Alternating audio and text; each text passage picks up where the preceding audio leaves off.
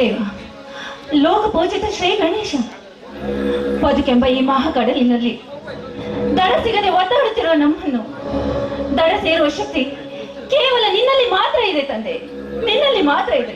ಆದ್ರೆ ಈ 2 ದಿನದಿಂದ ಮೀನು ಹಿಡಿಯಲು ಹೋದ ನನ್ನ ಅಣ್ಣ ಇದುವರೆಗೂ ಮನೆಗೆ ಬಂದಿಲ್ಲ. ದೇವ, ನನ್ನ ಅಣ್ಣನನ್ನು ಅದು ಯಾವ ಸಮುದ್ರದ ಸುಳಿಗೆ ಸಿಲುಕಿಸಿದೆ ತಂದೆ, ಅದು ಯಾವ ಸಮುದ್ರದ ಸುಳಿಗೆ ಸಿಲುಕಿಸಿದೆ.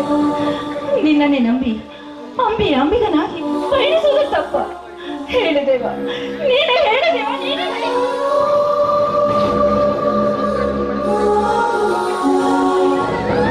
ಆಸೆಗಳ ಲೋಕದಲ್ಲಿ ಕಥೆಗಳ ಬರೆದಂತ ಜೀವನದ ಪುಟಗಳಲ್ಲಿ ವ್ಯಥೆಗಳ ಬರೆದಂತ ಬದುಕೆ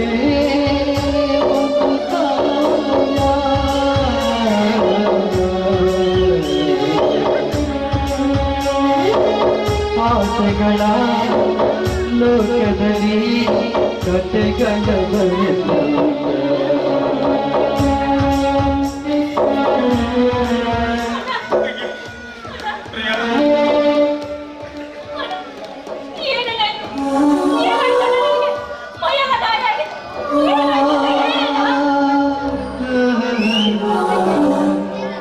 ಅಂಬಿಗನಾಗಿ ಹುಟ್ಟಿದಕ್ಕೆ ಭಗವಂತ ನೀಡಿದ ಕೊಡುಗೆ ಕಣಮ ಇದು.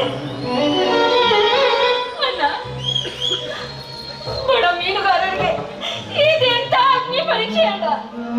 ಮೀನುಗಾರರಾಗಿ ಹುಟ್ಟಿದ್ದು ಈ ದರ ಮೇಲೆ ನಮ್ಮ ತಪ್ಪಲಾಯ್ತು.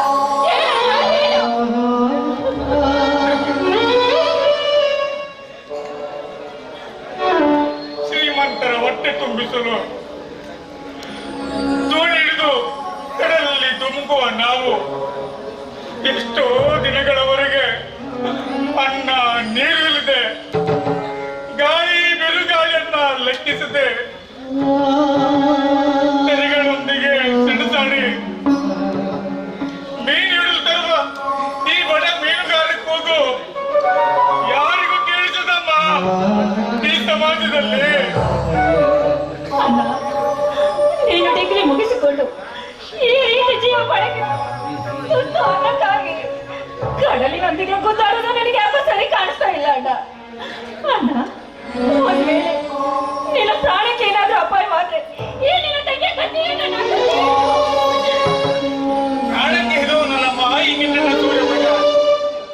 ಅಂಬರದಲ್ಲಿ ಅಂಬುಜ ಮಿತ್ತ ಇರುವವರೆಗೂ ಅಂಬುದಿಯಲ್ಲಿ ಅಂಬಿಯನ್ನ ನಂಬಿ ಬಂದವರ ಜೀವ ಉಳಿಸಲು ಕಣಮ್ಮ ಈ ಅಂಬಿಗ. ಅಣ್ಣ, ನಿನ್ನ ಮಾತು ಕೇಳ್ತಾ ಇದ್ರೆ ನಿಜಕ್ಕೂ ಮೀನುಗಾರರಾಗಿ ಹುಟ್ಟಿದಕ್ಕೆ ನನ್ನ ಜನ್ಮ ಸಾರ್ಥಕವಾಯಿತು ಅನ್ನಿಸ್ತಾ ಇದೆ. ಅಣ್ಣ, ನಿಜ ಹೇಳು, ಸಮುದ್ರದಲ್ಲಿ ನಿನ್ನ ದೋಣಿಗೆ ಯಾರಾದ್ರೂ ಅಡ್ಡ ಬಂದಿದ್ರಾ? ಇಲ್ಲಮ್ಮ, ನನ್ನ ದೋಣಿಗೆ ಯಾರಾದ್ರೂ ಅಡ್ಡ ಬಂದ್ರೆ ಅವರನ್ನ ಅಲ್ಲೇ ಸೀಳಿ ಬಿಡ್ತಾ ಇದ್ದೆ. ಹಿಂದಿನಿಂದ ಯಾವುದೋ ಒಂದು ದೊಡ್ಡ ಬೋಟಿನಲ್ಲಿ ಬಂದು ನನ್ನನ್ನ ಸಾಯಿಸ್ಲಿಕ್ಕೆ ಪ್ರಯತ್ನ ಪಟ್ಟಮ್ಮ ಆ ದುಷ್ಟ ನರಸಿಂಹ ಕುಲಕರ್ಣಿ. ಇದೇನಣ್ಣ, ದೋಣಿಗಾಗಿ ಆ ಸಾಹುಕಾರ ನರಸಿಂಹ ಕುಲಕರ್ಣಿ ಹತ್ರ ಮಾಡಿದ ಸಾಲವನ್ನು ಚಕ್ರಬಡ್ಡಿ ಸಮೇತ ತೀರಿಸಿದ್ದೇವೆ ಅಂದ್ಮೇಲೆ ಮತ್ತೆ ಯಾಕಣ್ಣ ಅವನು ನಿನ್ನ ಪ್ರಾಣವನ್ನು ತಗೊಳ್ಳಿದ್ದಾನೆ? ಕಡಲಿನಲ್ಲಿರುವ ಮೀನುಗಳೆಲ್ಲ ನನಗೆ ಸೇರಿ ಅಂತ ತಿಳ್ಕೊಂಡು ಬಿಟ್ಟಿದ್ದಾನಮ್ಮ. ಆ 6 ಕೋಟಿಗಳ ಮಾಲೀಕ ನರಸಿಂಹ ಕುಲಕರ್ಣಿ ನನ್ನ ಪ್ರಾಣ ಸ್ನೇಹಿತ ಚಿತ್ತೇಶ್ ಇಲ್ಲದೆ ಹೋಗಿದ್ರೆ ಈ ನಿನ್ನಣ್ಣ ಸಮುದ್ರದ ಸುಳಿಯಿಂದ ಬದುಕಿ ಬರ್ತಿರಲಿಲ್ಲ ಪ್ರಿಯ.